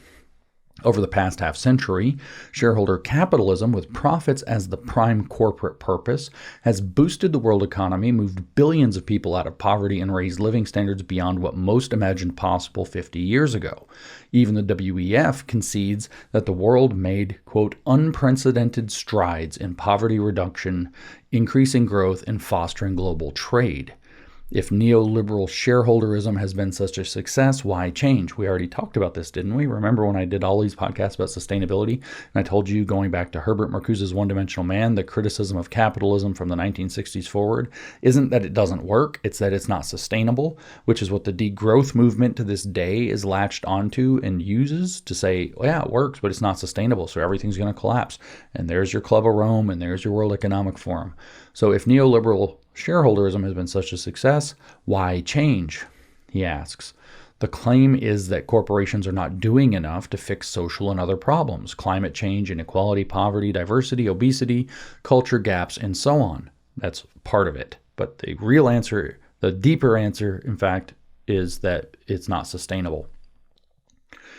The real core, it's also not inclusive. Inclusivity and sustainability, so everybody has access and everything's going to work forever, are the two so-called reasons. The real core of the Great Reset strategy is to seize control of corporations and place the world's business enterprises under outside control. Duh. Right? Okay, there you go. That's what it actually is, including greater manipulation by governments and NGOs. In 2021, by the way, when he was writing this, he would have been considered completely crazy for saying that. And here we are in 2025 reading it saying, yeah, that's completely obvious. That's actually what it is. So don't think we haven't made progress, and don't think we aren't making progress. The objective is to take private interest, profit-making producers of goods and services and convert them into public institutions that will fulfill various other public purposes in the public interest. The labels for such activity are now familiar, including CSR, which is corporate social responsibility, ESG, environmental, social, and governance, impact investing, sustainability, and the like. And the new words are resilience and transition investing. Ending shareholder capitalism by merging private enterprise with government power is not a new idea. Anti-corporate populism, he says, have been around for decades, even centuries. It comes with a mixed ideological heritage. In the United States, the idea that corporations should be organized for broader purposes under more direct government control reached a peak of sorts in the 1970s when Ralph Nader, a consumer activist and hero of American corporate bashers, published Taming the Giant Corporation. Nader proposed a U.S. federal charter of major U.S. corporations, quote, whereby a government gives the corporate entity existence and that entity in return agrees to serve the public interest. Nader's plans, pursued through the 1970s, failed to gain acceptance mainly because his concept was effectively rebutted by an active and effective band of critics. One of Nader's early foes was the Hoover Institution's Robert Hessen, who in 1978 wrote In Defense of the Corporation. Hessen outlined the first principles behind the capitalist model. Corporate organizers, he wrote, quote, have a natural right to form a corporation by contract for their own benefit, welfare, and mutual self-interest. It is the only theory of corporations that is faithful to the facts and philosophically consistent with the moral and legal principles of a free society. I agree with that for my own editorializing. The most effective force against Nader was Nobel economist Milton Friedman, whose famous 1970 essay, The Social Responsibility of Business is to Increase Profits, overshadowed Nader's aggressive attempts to push Washington to bring in a federal charter. Imposing social and other responsibilities on corporate executives, said Friedman, would be, quote, fundamentally subversive to the foundations of the very market economy that has delivered prosperity and rising living standards. When a corporate executive begins imposing taxes on shareholders and consumers to spend for social purposes, quote, he becomes, in effect, a public employee, a civil servant, even though he remains in name an employee of a private enterprise, end quote. Friedman's defense of shareholderism ultimately defeated Nader's calls for national stakeholderism, but the latest moves to expand the corporate mandate and purpose go even further. This is where shit gets interesting, by the way. Nader's call for a U.S. government federal charter for corporations was revived in 2018 by Massachusetts Senator Elizabeth Warren, everybody's favorite Pocahontas. She proposed and this is what it's called, she proposed an Accountable Capitalism Act, doesn't it make your skin crawl, that would force American corporations with more than $1 billion in annual revenue, notice how I used that example earlier, more than $1 billion in annual revenue to obtain a federal charter from a new Office of United States Corporations at the Department of Commerce. Remember how it was medium and large corporations in the Nazi law?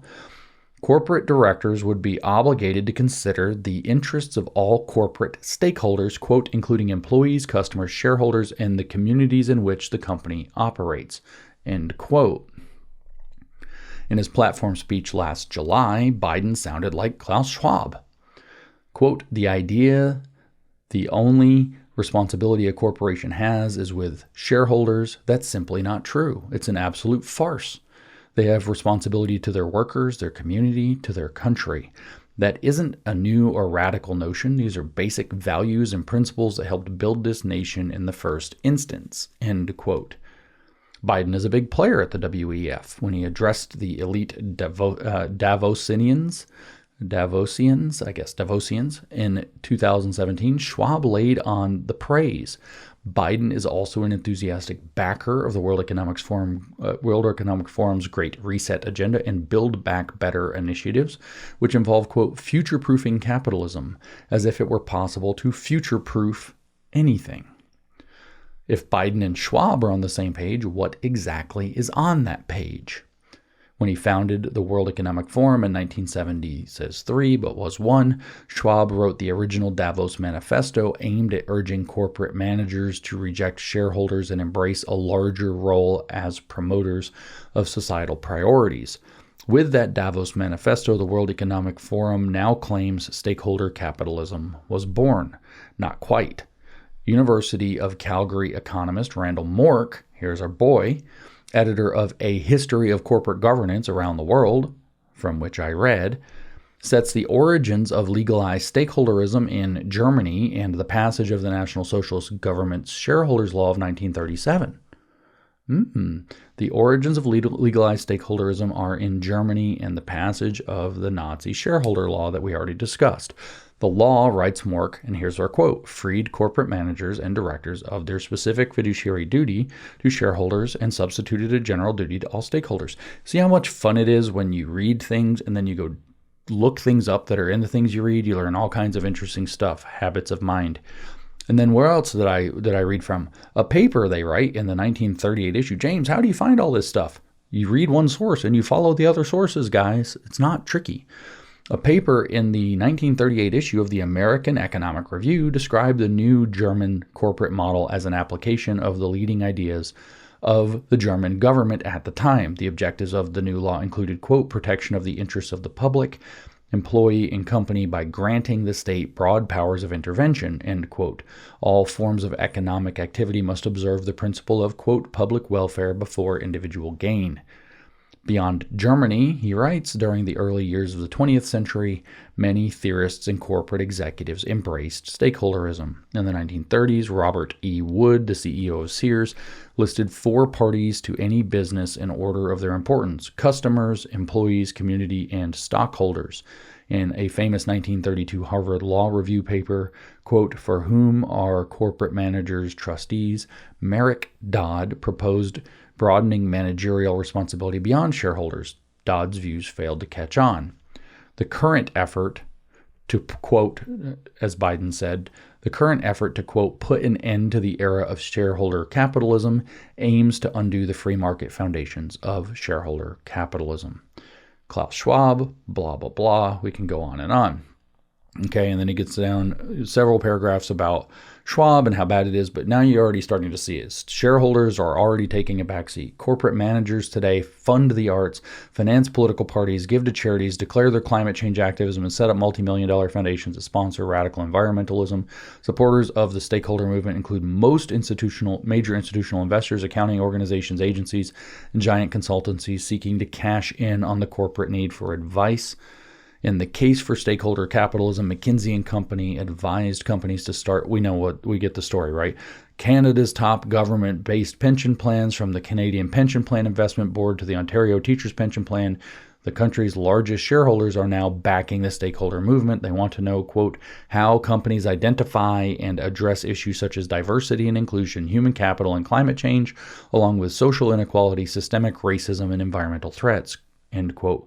Global stakeholder advocate and climate watchdog, since he's so important right now in the news, Mark Carney is one of the leaders trying to rope the international investment community into imposing nonprofit objectives on the companies they invest in. Canadians, do not vote for the Liberals. Carney recently called on central bankers to give institutional shareholders, quote, the ammunition they need to impose their moral sentiments on the managers of their assets. Blah, blah, blah. Corporations, it seems, are now to become conveyors of the moral sentiments of government pension managers and central bankers.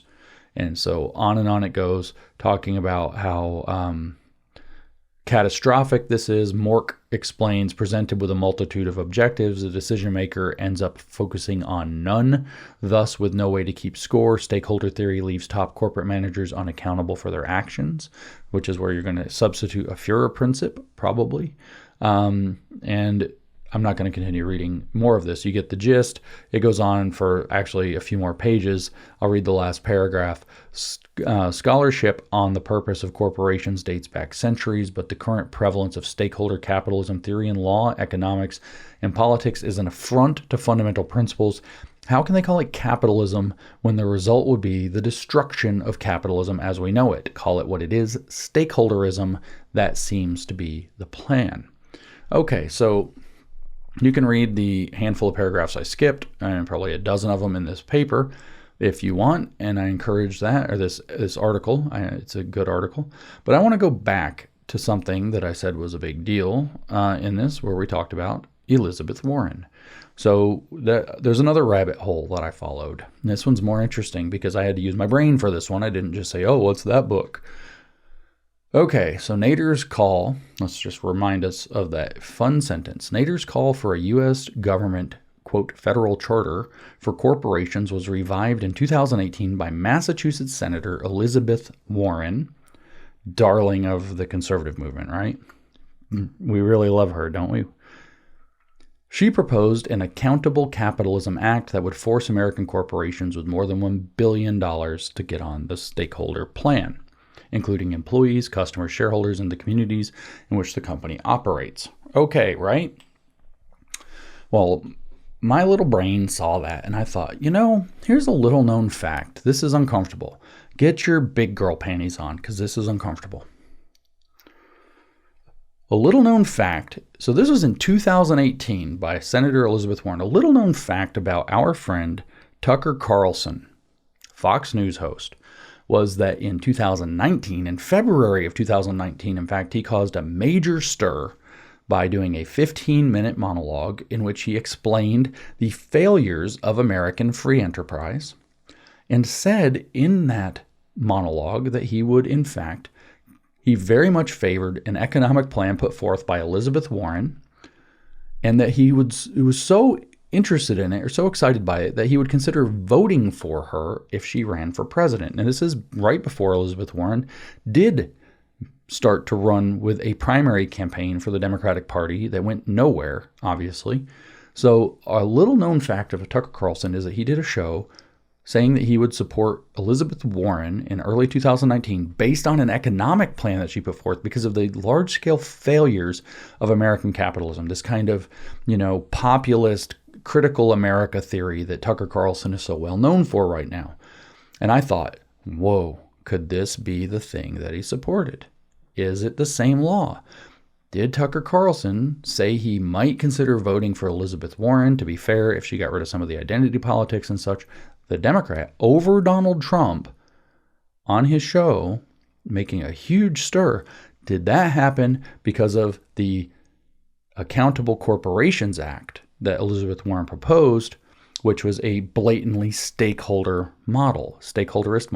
And the stakeholderist model that Tucker Carlson envisions would not be the same as Elizabeth Warren's, but it would solve this American economic crisis caused by giant multinational corporations and so on. And guess what? Damn Skippy, it sure is. And the left-wing media had a field day celebrating this through February of 2019 and all through 2019, all the way to the end of 2019. And it was a huge controversy. None of us remember because COVID erased our brains like that thing in Men in Black.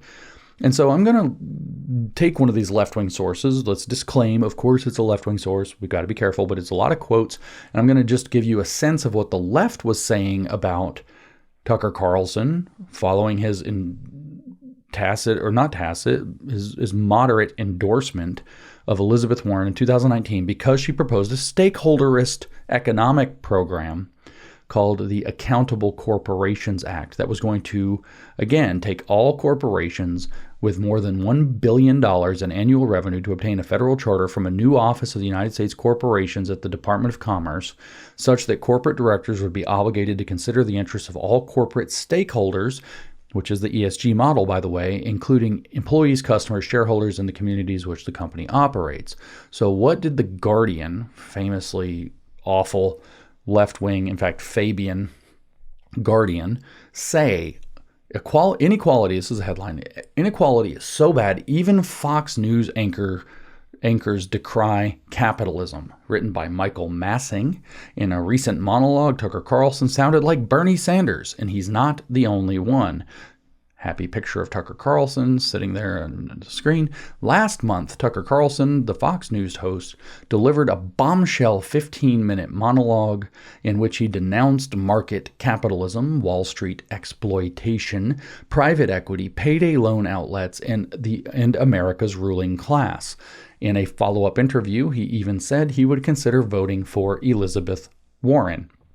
You can see the monologue and the link to the monologue and to the follow-up interview are both provided in the article. Ever since he has been pounded from both left and right, the limits of Tucker Carlson's anti-free market vision, declared a headline in Slate because it doesn't go far enough. Tucker Carlson's monologue insults his viewers, ran a title line in The Atlantic.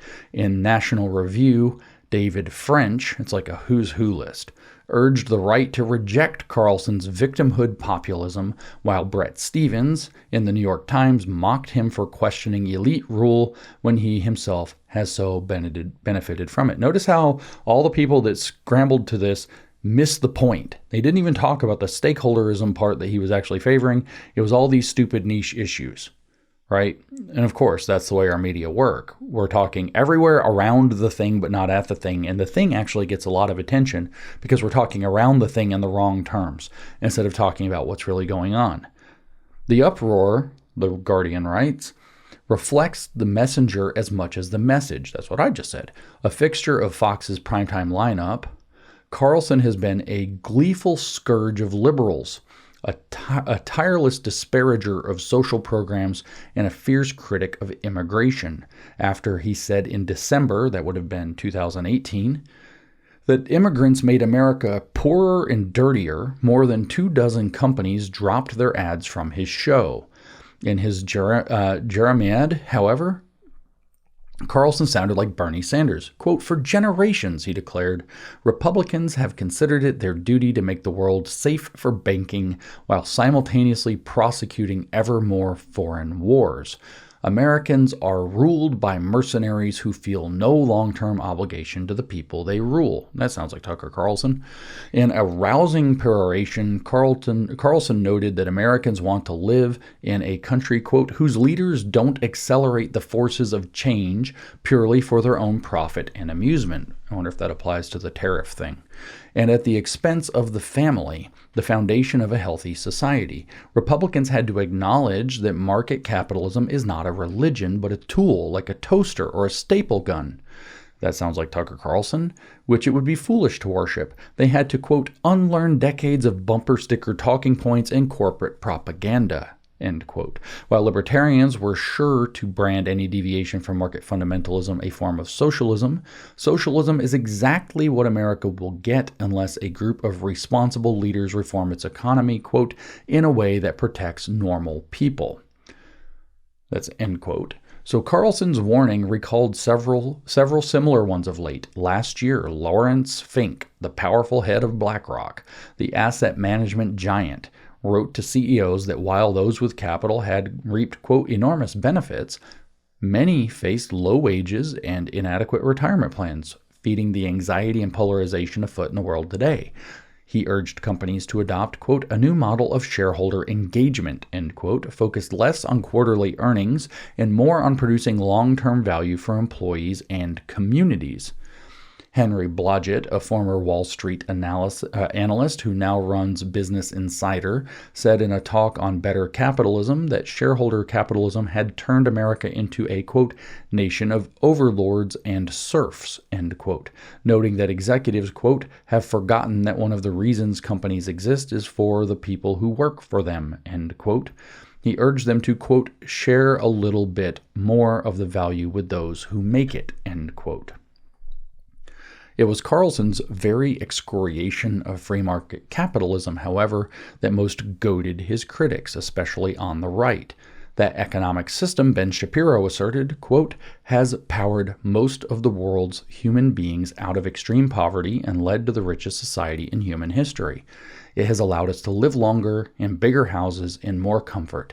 It has meant fewer dead children and more living parents, end quote. Isn't it fun when I read Ben Shapiro in a normal pace of speech? I know some of you are listening on like 1.75 or 2x speed, so it probably sounded normal. I'm teasing. So Ben Shapiro, Tucker Carlson comes out in favor of the stakeholder model, even saying he might vote for Elizabeth Warren. Ben Shapiro says, no, we're going with shareholders.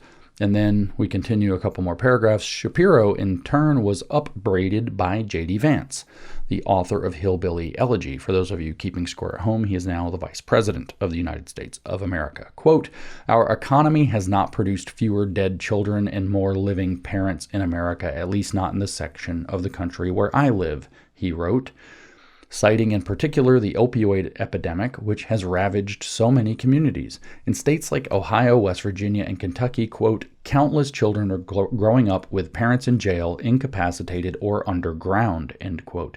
They may live in a country with a higher GDP than a generation ago, but few would claim they are better off. If conservatives can't talk about people's real problems, quote, because it promotes victimhood, end quote, then, quote, we are fighting a battle that we both deserve to lose and will lose, end quote. In Hillbilly Elegy, Vance expressed deep skepticism of government programs, but as these comments suggest, his views seem to be shifting. How about Carlson? How genuine is his shift? Given his long record of demagoguery on issues such as immigration, race, and social programs, is he breaking with his own past? To find out, I watched 2 of his shows this past week. The answer quickly became apparent. In a segment on the recent FBI raid on Roger Stone's residence, he railed against Robert Mueller as a, quote, threat to democracy and an authoritarian nutcase. And even worse than Vladimir Putin, sorry, no and there, just an authoritarian nutcase, even worse than Vladimir Putin. Isn't that interesting? He was saying he was even worse than Vladimir Putin in 2019. He mocked the media for panicking at Howard Schultz's announcement that he might run for president as a, quote, centrist independent, sneered at Gavin Newsom's decision to shun the California governor's mansion for a home in a mostly white neighborhood, and twitted wealthy Democrats for opposing Trump's wall while they themselves live comfortably in houses protected by high ones. In his second January monologue, Carlson did not mention immigration, but on his show he repeatedly returned to it, showing clips of a new caravan proceeding from Central America. He interviewed a conservative radio host who, back from the border, described how people are arriving with, quote, a litany of serious communicable diseases that were being treated, quote, courtesy of the taxpayer. Carlson accused the Democrats of supporting a policy of open borders and, citing Kamala Harris's support for health care for all as a right, called it an invitation for, quote, half the planet to move to the United States, quote, to get free MRIs. And this goes on and on and on. And he concludes, so in seeking to denigrate both immigrants and universal health care, Carlson had on a representative from a very conservative group that subscribes to the same free market ideology he decried in his monologue. Overall, his show continues to transmit Fox's toxic blend of race baiting and reality distortion, through which it has done so to poison the American mind. What then to make of Carlson? Is he a cynic, a hypocrite, a headlong pursuer of ratings? Perhaps he's best described as a charter member of the same ruling class that in his monologue he indicted for working so intently to divide and confuse the American people. So that's what The Guardian had to say about it. You can read this stuff in Slate. You can read this stuff all over the place. It's very interesting. So you had this like kind of fight that broke out. Tucker Carlson does a monologue at the beginning of January, saying in a subsequent interview he might vote for Elizabeth Warren because of her Accountable Corporations Act from 2018. And then Ben Shapiro comes off the top rope and is like, absolutely not. That's not American. That's not what we do. We're not going to go down the stakeholder model. We're going to keep shareholder primacy there. And J.D. Vance comes out citing Hillbilly Elegy and his lived experience as arguing that that's also not going to work, and in fact that Ben Shapiro was wrong, and that maybe we do need to consider something along the lines of the stakeholder model, although he doesn't actually say that. He just criticizes the model we have now. So that was quite the discussion. This actually raged through most of 2019 because there was somebody else at Tucker. Tucker wasn't exactly bringing Elizabeth Warren on the show to discuss economics on Fox. So he had another guy he brought up on the show a bunch of times through 2019 to talk about these same issues. Another senator, a senator from Florida rather than Senator Warren from Massachusetts. It turns out this was a Republican senator, obviously, from Florida. His name is Marco Rubio. And for those keeping notes at home, he is currently the Secretary of State under Trump. So Rubio gave this big speech middle of 2019, or near the end of 2019, the fall of 2019, on the idea of common good capitalism. That's the title. That was then printed and reposted in full in the National Review in November of 2019. So let's see what Rubio said for a pretty articulate expression of what we might call right-wing or common good stakeholderism. The case for common good capitalism, it says, which I'm just going to remind you that it's the case for common good stakeholderism because you're going to have to run a stakeholderist model in order to enforce the common good part in practice. Dignified work, strong families, and strong communities are key to civic and economic well-being. This says by Marco Rubio, November 13th, 2019, 6:30 a.m. But it was a speech he gave. In 1891, amid the disruption of the Industrial Revolution and the rise of socialism, Pope Leo XIII, there's our distributist, by the way. Remember I said it was Pope Pius the something and Leo the something? It's like 13 and 12. Leo's the 13, Pius is the 12. In 1891, amid the disruption of the Industrial Revolution and rise of socialism, Pope Leo XIII wrote that the ultimate goal for any society should be to make men better by providing people the opportunity to attain the dignity that comes from hard work, ownership, and raising a family. The labor of the working class, this is a quote, the labor of the working class, the exercise of their skill, and the employment of their strength in the workshops of trade is indispensable, Pope Leo argued.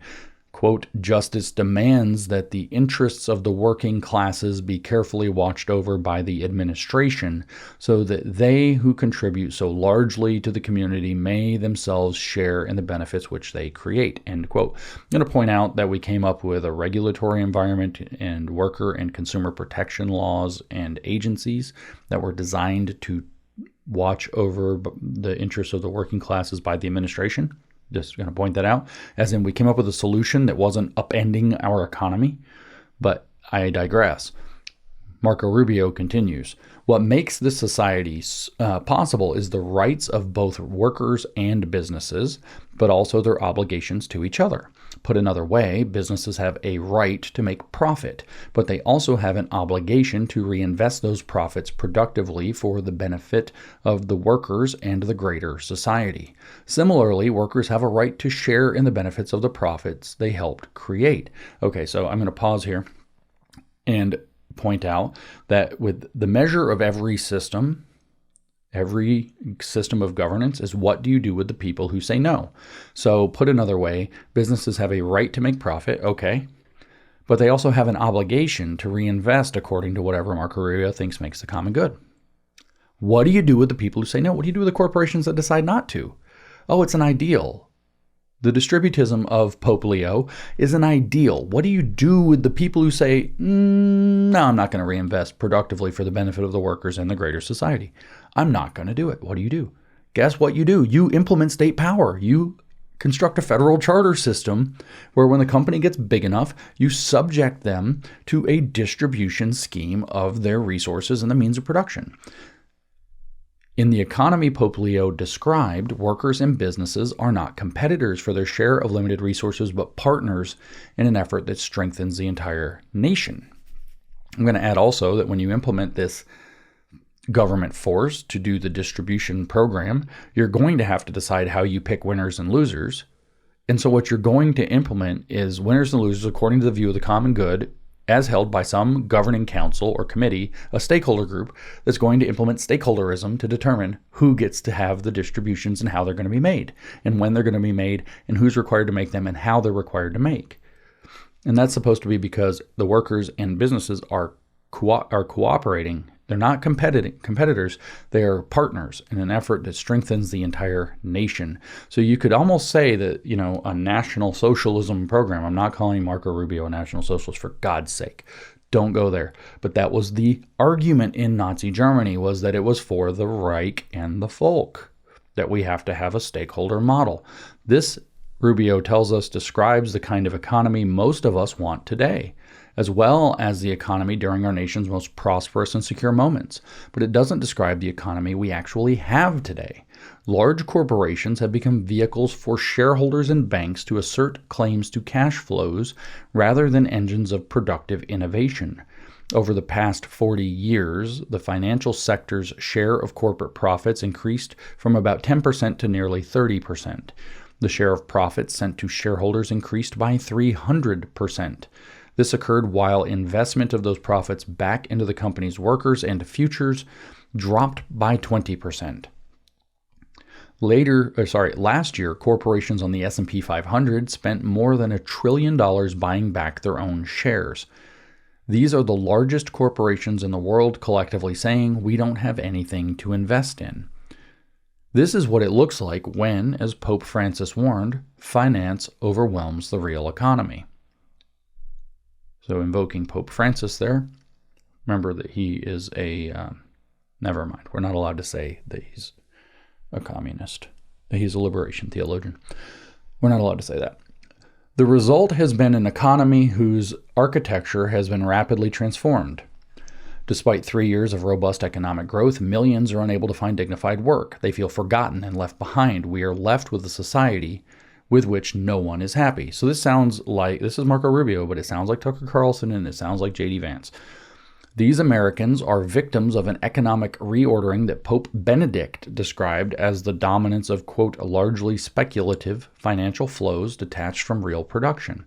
So again, we have another Catholic Pope invoked. This is all based on Catholic distributism models. The repercussions, Rubio tells us, have extended far beyond the economy: a collapse in church-going and community institutions, a decline in marriage, childbirth, and life expectancy, and an increase in drug dependency, suicides, and other deaths of despair. We have condemned the next generation of Americans to be the first to enter adulthood worse off than their parents. Diagnosing the problem is something we should be able to achieve across the political spectrum, though even that seems challenging at times. Ultimately, deciding what the government should do about it must be the core question of our politics. We must start by rejecting the false choice our politics has offered us for almost 3 decades. First, our financialized economy is the result of policy choices lawmakers have made in the past, and restoring a balance between the obligations and rights of the private sector and working Americans will require the attention of lawmakers today. What we need to do is restore common good capitalism, a system of free enterprise, wherein workers fulfill their obligation to work and enjoy the resultant benefits, and businesses enjoy their right to make profit and reinvest enough to create high productivity jobs, which is what I mean by dignified work for Americans. So the state is going to come in and force corporations to reinvest by hiring Americans specifically with high productivity and high cost jobs. Common good capitalism also means recognizing that what the market determines is the most efficient. Common good capitalism also means recognizing that what the market determines is most efficient may not be best for America. Did you hear that, Doge?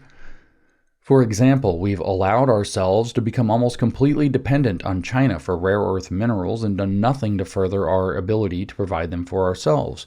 That's why I've filed legislation to support investment in this critical sector, which hasn't worked because you're not addressing the problem, which is ESG, which is a stakeholder model. So you're trying to implement a stakeholder model that forces businesses to act a certain way to answer a stakeholder model that's preventing them from acting the way in the first place. It's also possible to reform the Small Business Administration to reinvigorate the legacy of business innovation that delivered Americans to the moon 50 years ago. Common good capitalism also means recognizing fundamental shifts in our culture. The market may not account for the benefits our economy receives from parental engagement, but common good capitalism does. So we're going to economic value, like the well-being economy of the woke.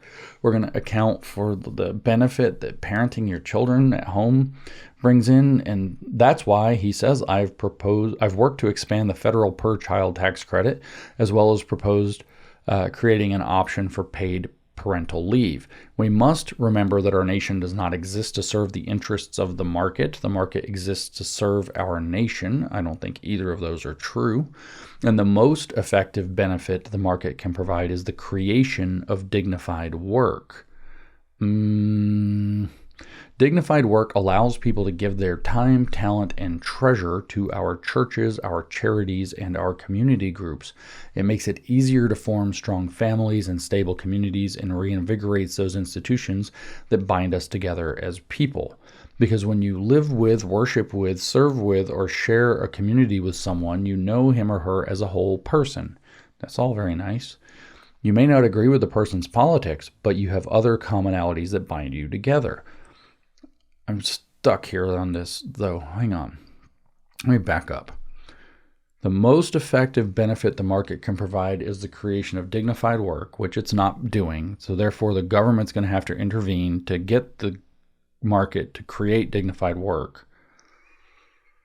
And that's different than raising the minimum wage. How? I mean, I guess it's the dignified versus more money, but you still have state intervention telling businesses exactly what they have to do. And I guarantee you dignified work is well paid, especially if it's building communities like this, right?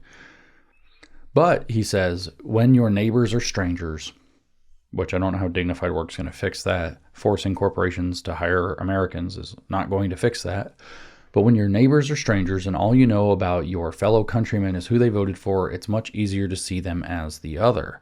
In 1968, Robert Kennedy decried the deep cultural sickness of his era that was, quote, discouraging initiative, paralyzing will and action, and dividing Americans from one another by their age, their views, and by the color of their skin, end quote. Cultural. Well, that's, yeah. As Kennedy did in 1968, which was the year of the cultural Marxists' attempt to have a Marxist overthrow of the U.S. and huge cultural subversion, by the way, as Kennedy did in 1968, we must accept the indivisible tie between culture and economics so that once again we can reclaim the motto on our nation's seal, e pluribus unum, out of many one. And if and how we resolve this will not just define 21st century America, it will define the century itself. Our future is not ours alone to decide. In China, we are confronted with a near-peer competitor on the global stage. China is undertaking a patient effort to reorient the global order to reflect its values and interests at the expense of ours. What are those? It's a stakeholder model versus a shareholder model. A global order in which the key industries and good jobs are based in China and controlled by them, in which the principles of freedom of religion and speech are replaced by what the Chinese call societal harmony, not common good, societal harmony, and in which the right to elect your own leaders and voice dissent in which the right to elect your own leaders and voice dissent is replaced by a totalitarian system that criminalizes protests and imprisons minorities. An America in which no one is held back by his or her gender, skin color, or ethnic origin is no longer just morally right, it's a national imperative. For in the words of late sociologist Robert Bellah, the American tradition, the transcendent goal of our politics, renders sacred our obligation to carry out God's will on earth. That is the task accepted by each generation before us. We are the beneficiaries of their sacrifices and achievements. Now we must decide whether to accept the challenge of our time and author the next chapter in the story of the nation that changed the world. Editor's note, this essay is adapted from a speech that Senator Rubio delivered November 5th at the Catholic University of America. The case for common good capitalism. So the question is, if you're going to have common good capitalism, how are you going to get it? Who's going to monitor and decide what's going on with the common good? Or maybe the question really is, as we articulated earlier, what's going on? Marco Rubio's pushing this common good. J.D. Vance is pushing this common good. Tucker Carlson, maybe explaining an awful lot about him, is pushing this stakeholderist model in alignment, he said several years ago, with Elizabeth Warren, who is ass deep in the ESG left stakeholder model. What is going on?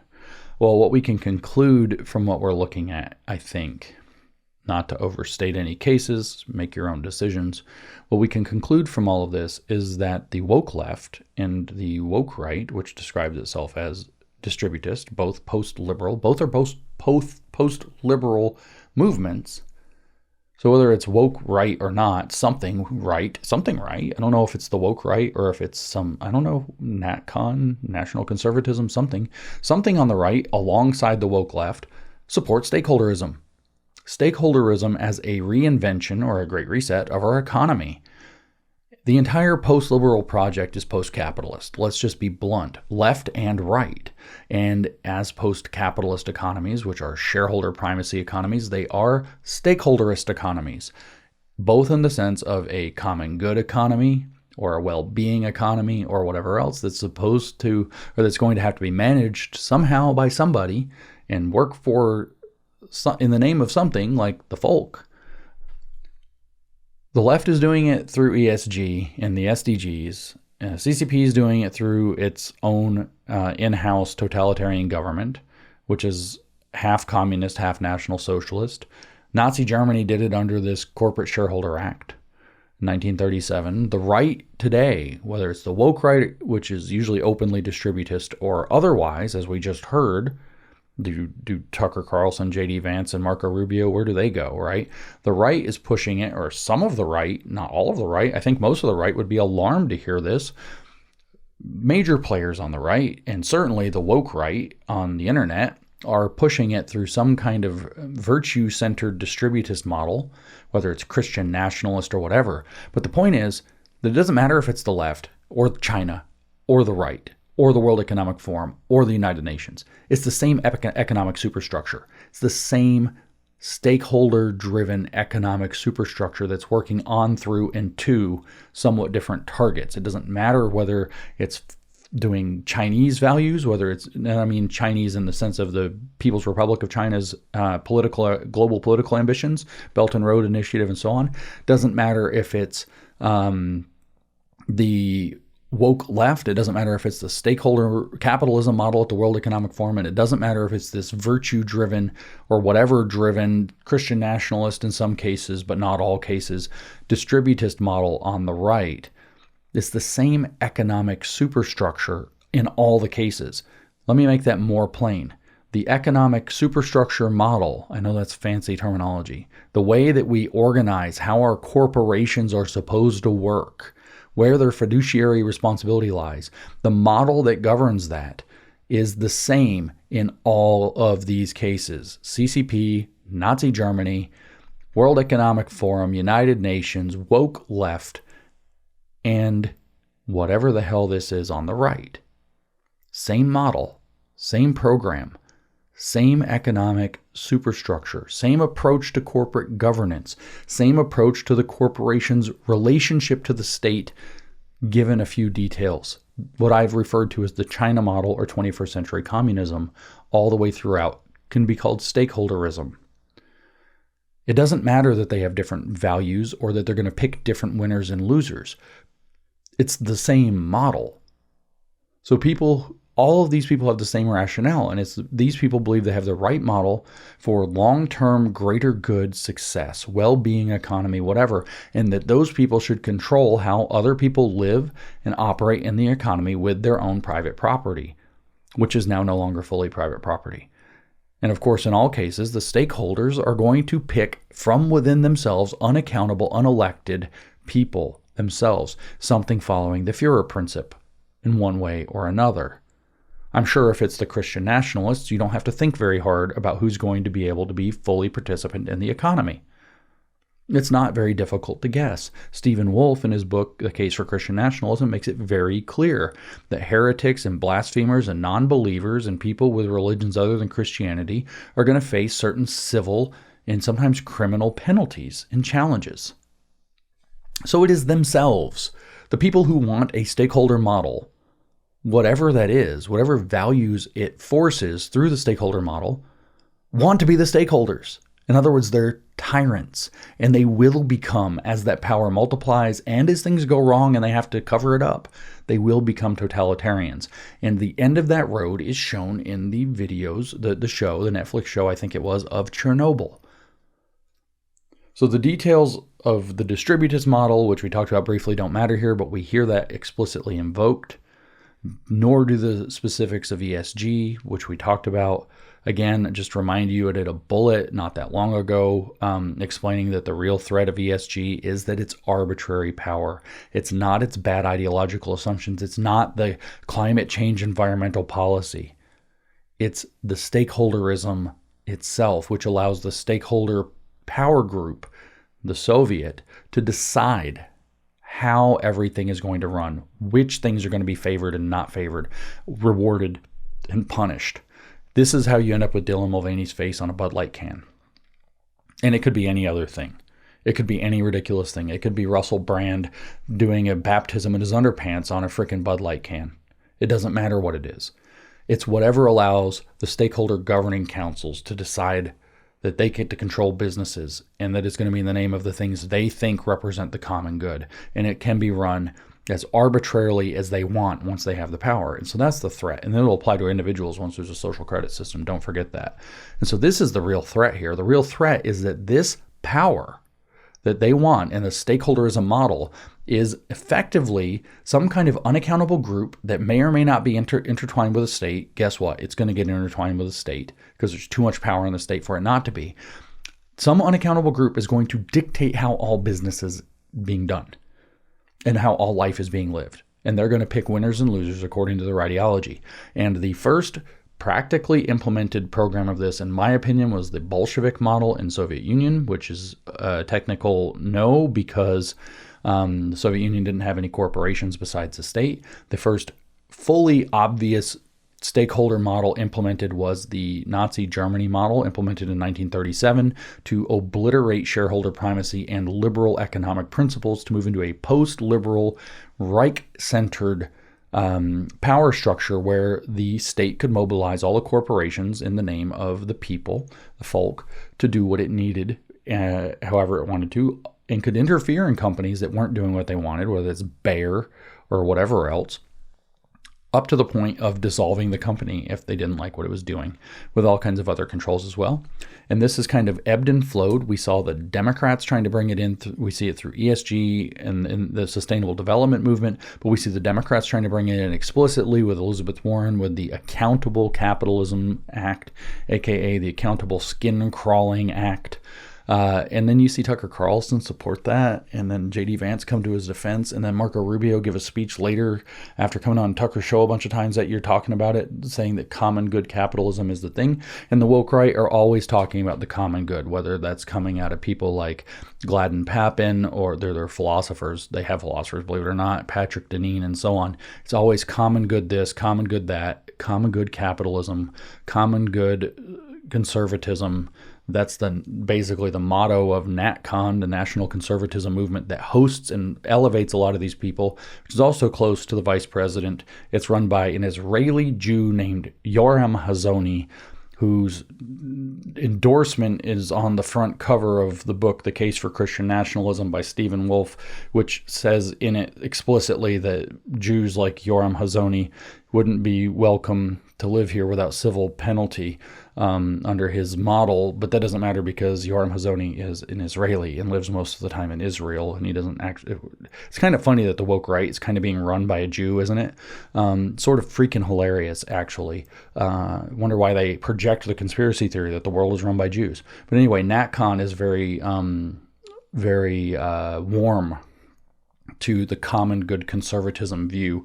And in fact, it views itself as a workers' party. So you have the not National Socialist German Workers' Party, which is what the Nazis were. You have the National Conservative American Workers' Party, which is totally different, I'm sure, in its idea of a stakeholderist model operated through a government that has the view of the common good that it's going to enforce through something like a Führer principle that applies to the corporations through one legal mechanism or another.